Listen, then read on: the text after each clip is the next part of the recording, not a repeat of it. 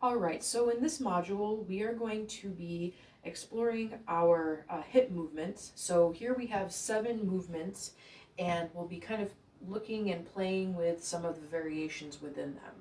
So the first move that we're going to look at is our hip lift and drop, and we talked about this a little bit in our building blocks video as well, but we're just going to extend on it a little bit right here. So one way to do our hip lifts and drops is going to be on one side only. So here we're going to be weighted on the left, unweighted on the right, and the toe coming up into releve.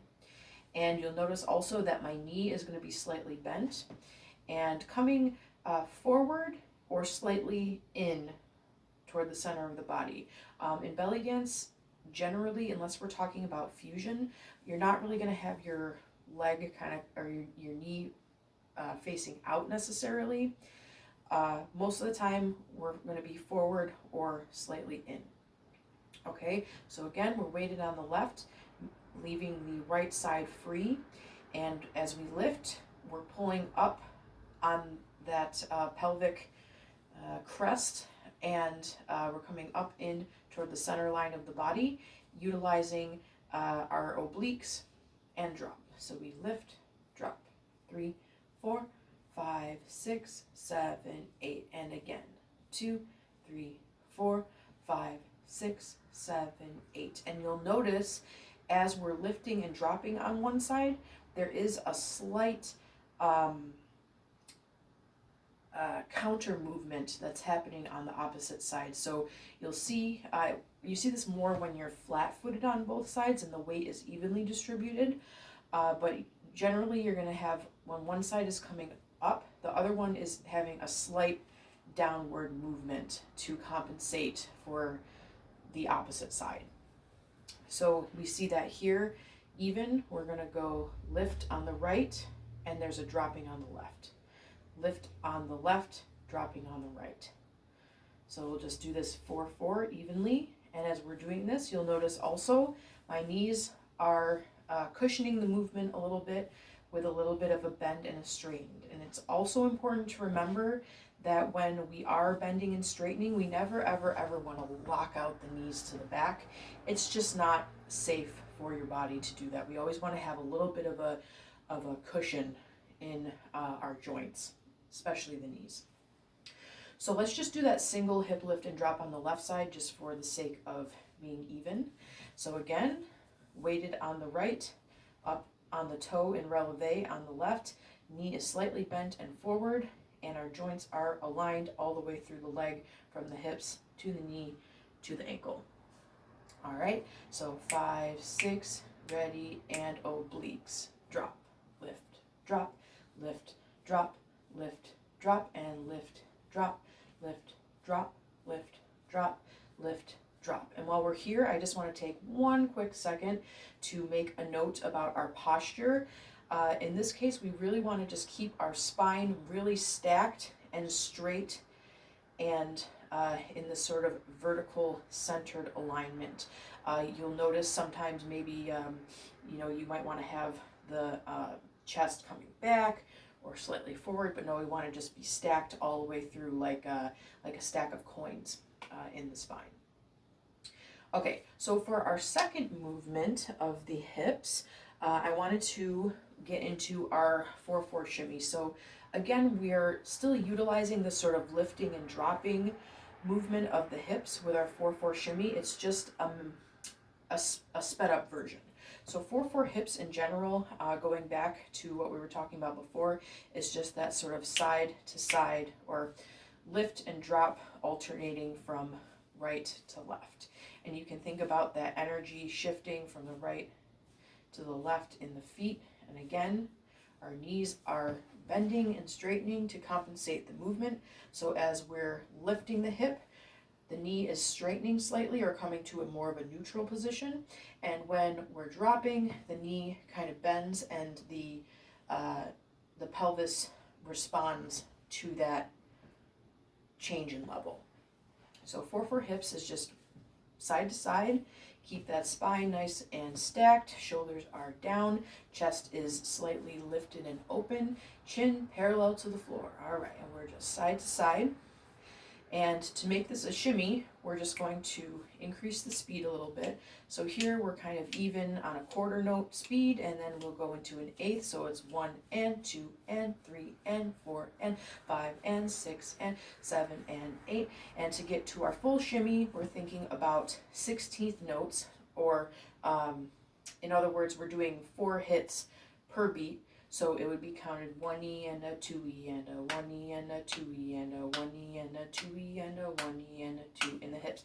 1E and a 2E and a right, left, right, left, right, left, right, left, da da da da da da da da da da da da da. And we can even pick this up even more. If you really want to get into this like more vibratory style 4/4 shimmy, or just a faster paced 4/4 shimmy, you want to really think about engaging in the legs more. So you have this very strong base, strong all the way through. And as a general rule, in all of our dance movements, whenever we're going faster with something, the movement is getting smaller and slightly more contracted. So this is our 4/4 shimmy. For me personally, and in the style that I do, I am utilizing this sort of knee shimmy, but my thighs are also very engaged in this movement, and I'm holding strong also through the core, while at the same time, in contrast, having this sort of sense of relaxation and downward pull of energy all the way down through the feet into the floor. So that's our 4/4 shimmy. One of our other shimmies that we are going to be utilizing a lot throughout this sort of format is our 3/4 shimmy, and we have a couple options with our 3/4. So whereas 4/4, we're just going back and forth, sort of metronome style, continuous flow. A 3/4 shimmy is going to have sort of a stop or a pause or a rest on the 4th beat. So when we count it out, we're saying 1, 2, 3, rest. 1, 2, 3, rest. 1, 2, 3, rest. 1, 2, 3, rest. So the mechanics are the same. We're just kind of putting a stop on that 4th beat. 3, 1, 2, 3. 1, 2, 3. 1, 2, 3. 1, 2, 3. 1, 2, 3. And again, those mechanics of the bending and the straightening of the knees stays the same, and the hips are responding in the same way. So when we're performing a 3/4 shimmy, we also might employ a weight shift, and that weight shift is going to give you a little bit more of a swing to the shimmy. So here in this case, we would be stepping, bringing the weight onto the left. 1, 2, 3, and at that point the weight is fully on the left, leaving the right side unweighted and free to step on the next count. In that case, it would be right, left, right, weight on the right, unweighted on the left. And again, we go left, right, left, sorry about that, right, left, right lift, left, right, left, release on the right, and we step on the right, hip, release on the left. So a little faster, we would go left, right, left, right, left, right, left, right, left, right, left, right, left, right, left, right, left, right, right, left, right. And again, our chest, upper body is still and stacked and open in the shoulders. A little faster to make it a shimmy. Again, you're just picking up the pace, making the movements a little smaller. So in that case, we're going to go left and a right, and a left and a right, and a right, the right and a left, and a right and a left, and a right and a left, and a right and a left. Ba ba ba ba ba ba. And you allow that little bit of reverb to happen. Again, for me anyways, I feel like the 3/4 shimmy is a very relaxed shimmy. And we can also perform this shimmy. So the way that we've been doing it is 3/4 on the up, meaning that the hip is coming up on that 1, 2, 3. We can also do it on the down. So for 3/4 on the down, so before, like I said, we're going lifting on the right, lifting on the left, lifting on the right. In this case, the hip is coming down, down, down, down, down, down. So down, left, right, left, right, left, right, utilizing our drop, lift, drop, drop, lift, drop. Weight on the left, weight on the right, weight on the left. Keep your core engaged. And 1, 2, 3, 1, 2, 3, 1, 2, 3, 1, 2, 3. Step left, 2, 3. Drop on the right, drop on the left, drop on the right. 1, 2, 3, 1, 2, 3, 1, 2, 3, 1, 2, 3. So that's kind of our baseline of the 3/4 on the up and 3/4 on the down. In later modules, we will be playing a little bit more, especially with this one. There's a lot of variations on this 3/4 in belly dance vocabulary. So yeah, stay tuned for that. I'm very excited. 3/4 shimmy is one of my favorite belly dance movements. Okay, so moving on, we're going to look at some hip circles. So here I'm just going to look at 3 ways of doing a hip circle. So we have our large hip circle horizontal, and in this case we're employing our slides from our building blocks and also our forward and our backs from those building blocks. So here we just slide out to the right, forward with the pelvis, sliding to the left, and then pulling back and allowing that our tailbone to kind of tuck under a little bit, like so. And so we slide out, forward, slide, and back. Slide forward. When we come forward, we're thinking about really engaging in the back of the thighs, coming to the left, and then back, and your engagement is going to be more toward the front of the thighs. And as we're doing this 4-point slide, to make it a circle, we're just going to kind of smoothen it out and go around. Something that I also like to think about is how the weight is being distributed in the feet as we go around the circle.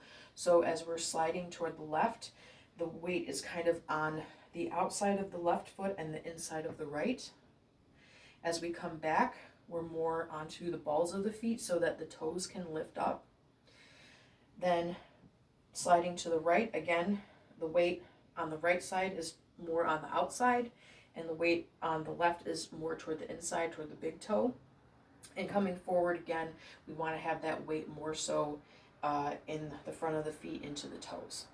And you're kind of creating this rounded shape with the weight of the feet. And again, as we're circling around, we are not going to collapse the chest, although that is an option as a more of a stylistic choice, but for our purposes right now, we're just keeping this nice and big and round and horizontal. And then taking it around the other way, we come forward, slide, back, slide, thinking about the weight in the feet. Keeping those thighs nice and engaged, never losing that column, especially in the abdominals. 5, 6, 7, 8. So that's kind of our exterior hip circle. It's a little bit larger. If we're doing this, you can do the exterior a little bit smaller as well. And again, this kind of helps if you're trying to speed up the movement a little bit.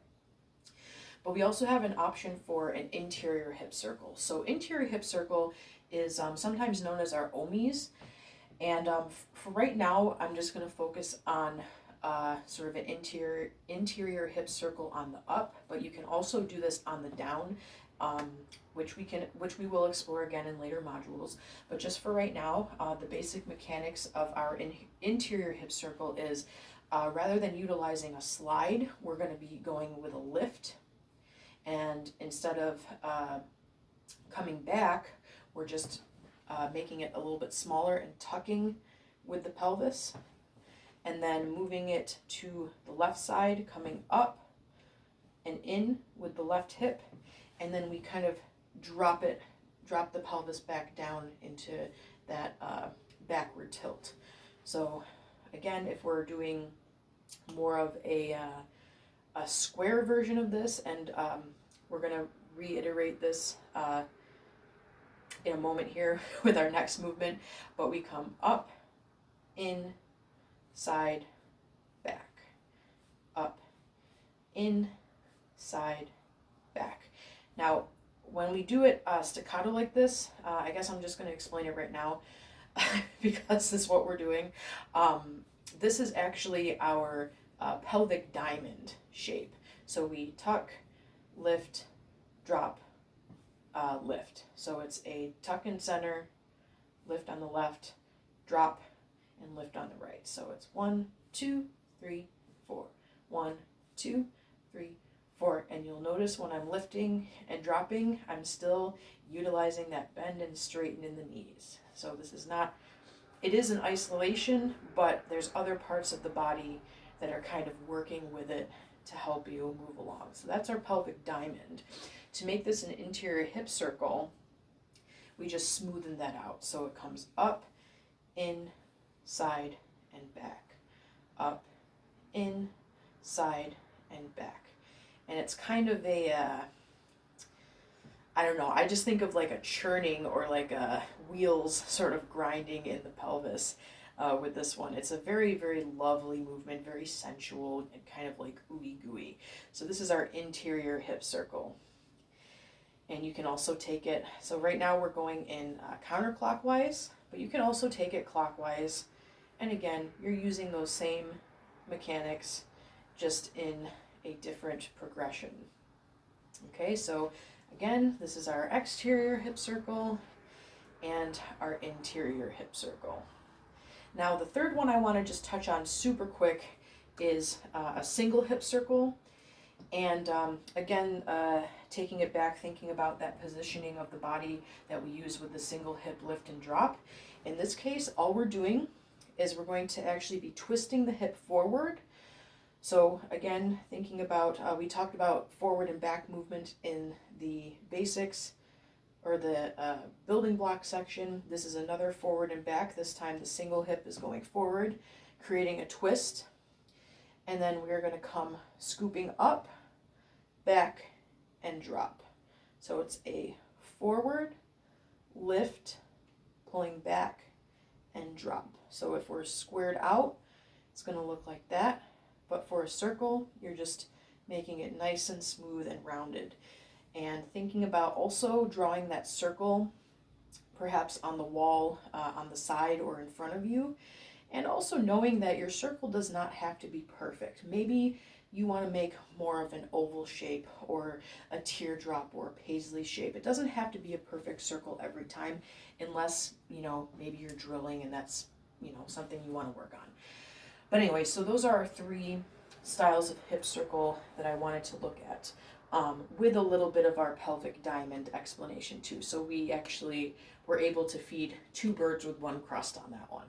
Okay, so related to our hip circles is our hip figure 8s. So figure 8, there's a couple different planes that we can work this movement on. I'm just going to do the 2 basic ones for now, and then again in later videos we'll play a little bit more with other variations.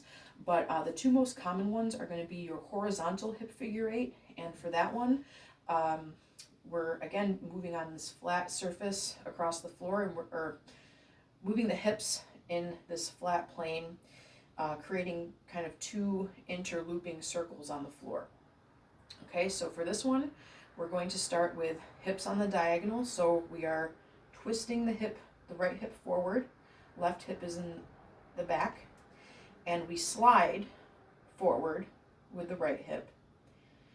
And then we're going to pull back on the right, creating a little bit of a crescent shape, and in response to that, the left hip is coming forward. Now the right hip is in the back, the left is in the front, but we're going to slide the hip forward and then pull back on the left. So we slide on the right, pull it back. Slide on the left, pull it back. Slide on the right, pull it back. Slide on the left, pull it back. Now your figure eight does not need to be this exaggerated. Maybe you have a smaller range of motion, and that's perfectly fine. So you can have a larger hip circle, or I'm sorry, larger hip figure eight like we just did, or you can just make it a little bit smaller, more subtle, more within the frame of the body. Now this version of our horizontal hip figure eight, this is what I call, and I believe this is the correct terminology, going forward to back. Or at least that's how I think about it, is we're bringing the hip forward, pulling it back.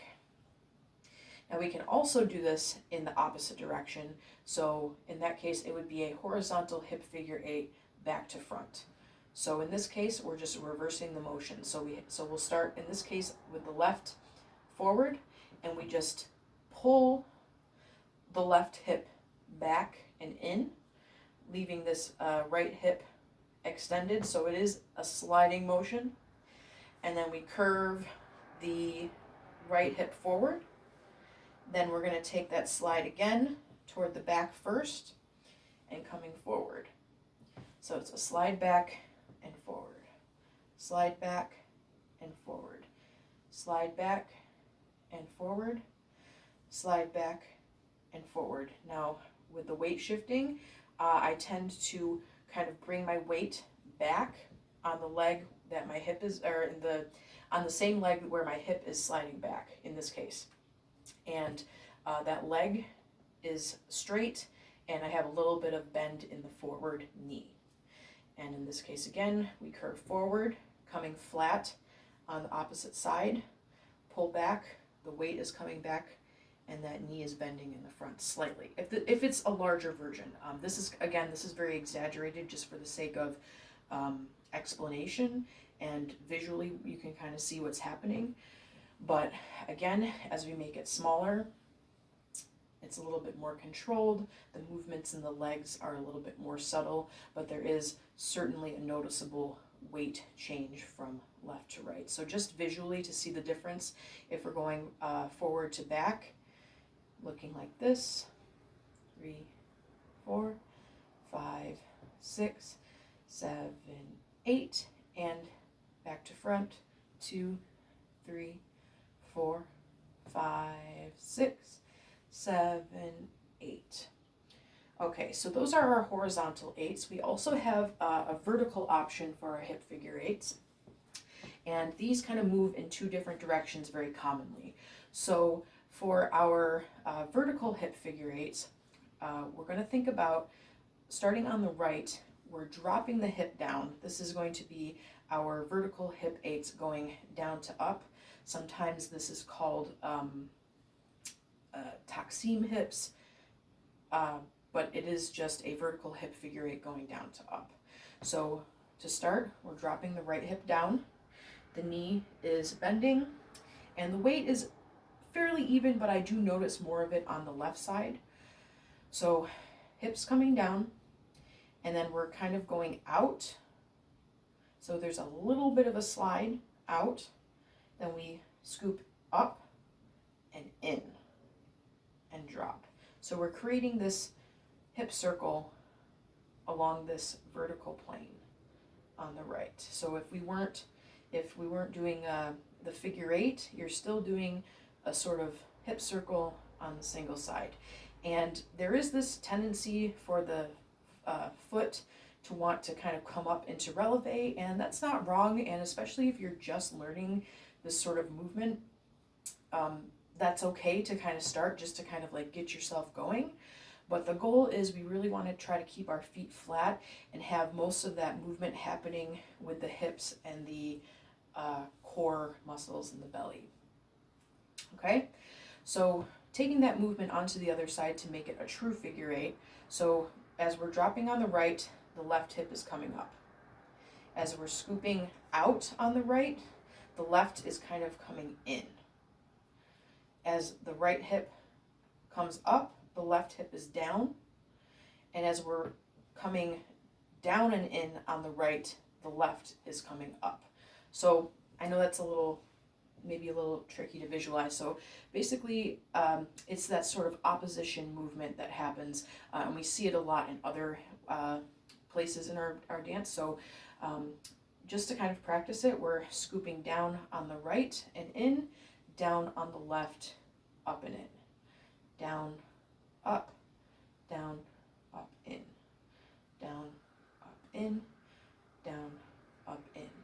And there is a slight diagonal slide that's happening here on the vertical plane, and it's almost like this that connection between the eights. So there's a slide here through the center. So we come up, slide, up, slide down, up, slide down, up, slide down. So just to smoothen it out, again, if we're working on our isolation movements, we want to keep the upper body pretty quiet here, nice and relaxed, and there we are. All right, and then just to do our our vertical hip figure eight going down to up. So we went, up to down. It's just moving in the opposite direction. So whereas before we're bringing that weight down, up, and in, this time we're going to be bringing it up, out, down, and in. So let's just try that circle on the right. We bring it up and in toward the body, letting it cascade over and out, bringing it back in and up. Okay. And again, we're kind of really bringing that weight. So we're unweighted, and then the weight comes down. Weighted on the left, weighted on the right. Weighted on the left, weighted on the right. Weighted on the left, weighted on the right. Weight on the left, weight on the right. And I don't know, there's just something about this hip figure eight that just feels so relaxing in the body. But again, we don't have to make it so big. It can be small, it can be fast, can be slower. We have a lot of different options. Okay, and then we also have just again, super fast, the single hip figure eight, very similar mechanics to our hip circle that we were talking about before. So just to kind of demonstrate this really quickly, we're coming forward, lift, back, and down.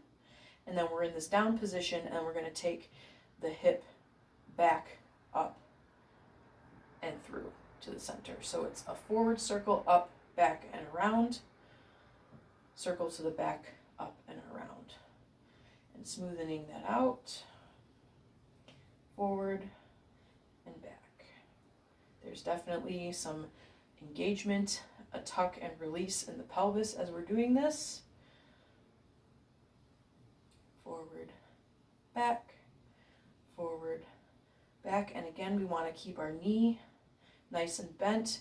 There can be a little bit of motion going on here, but really trying to avoid having the knee kind of opening and closing with this, because there's almost this desire to go as we're going back, opening the knee up and coming around, but we're keeping the movement in the hips. Okay, so those are our three hip figure eight options. And then the last movement that I wanted to kind of go over in this module is our pelvic rolls. So this is one that is repeated in other modules, but this is sort of, again, we're talking about building blocks within, building blocks of movement. So for this, we're thinking about tucking in the pelvis, but there's also a forward movement. So we're tucking the pelvis in and pulling toward the center of the core. The lower back is long here. So we come up, and then so again, the lower back is in this sort of downward position, allowing us some space to kind of come up in the back. Now, this is a very subtle rolling of the pelvis. We don't want to necessarily be sticking the booty out too much or like really like exaggerating that front movement. I mean, it is a choice, but for our purposes, it is a little bit of a smaller, more internalized, subtle movement. So the pelvic roll coming in, we pull in the front, in on the back. So it's a down, in, up, down, up, in to neutral. So we drop, tuck, tuck, release. So just for a moment, we'll just X out this whole lower back and leave it just what's going on in this wheel in the front of the pelvis. So we drop, tuck, tuck, release. Drop, tuck, tuck, release. Drop, tuck, tuck, release. Drop, tuck, tuck, release. And then in response, we do have this slight movement that's going on in the back of the body. And we just kind of want to allow that to happen, allow the two sides to kind of respond to each other in this sort of relaxed way. Now, the wheel of this pelvic roll can also go in the opposite direction, where we start in a tuck and then we release down, forward, and in. So the circle is going this way. So we're tucked, drop, drop, drop, tuck, drop, drop, tuck, tuck, drop, drop, tuck, tuck, drop, drop, tuck in the front, tuck in the back, drop in the front, drop in the back. Do you see that very subtle relationship going on there? So we tuck, tuck, drop, drop, tuck, tuck, drop, drop. And it's just this sort of push and pull in, push out, pull in, push out, pull in, push out, pull in. And we want to kind of, we can think about as we're going down, in this case, the weight of the body coming onto the toes, and then as we're pulling back and in, going toward the heels. But it's not something we necessarily want to have happening visually. All right. Okay, so those are our basic 7 hip movements and common variations. And we'll be playing more with them in future tutorials. Hope you enjoyed.